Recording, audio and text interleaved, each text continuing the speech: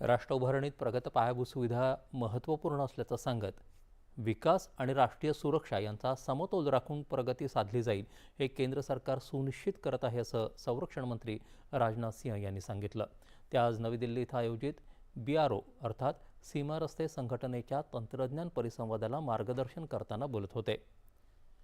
जिथं सीमा केवळ सुरक्षितच नाहीत तर उत्तमरित्या जोडलेल्या असतील अशा भारताची उभारणी करण्याचं सरकारचं उद्दिष्ट आहे असं त्यांनी नमूद केलं. दुर्गम भागात राहणाऱ्या कोणत्याही नागरिकाला मुख्य प्रवाहापासून आपण दूर आहोत असं वाटू नये याची खात्री करण्याच्या ध्येयपूर्तीसाठी सरकार काम करत आहे असं संरक्षण मंत्री म्हणाले.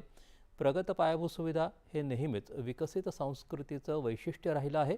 आज उभारल्या जाणाऱ्या पायाभूत सुविधाच आगामी काळात देशाच्या संस्कृतीची ओळख ठरवतील असं सांगत त्यांनी BROच्या कार्याचं कौतुक केलं.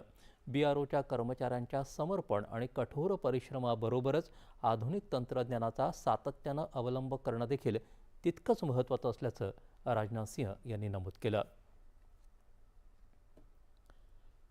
जागतिक पुरवठा साखळीत अडथळे निर्माण झाल्यामुळे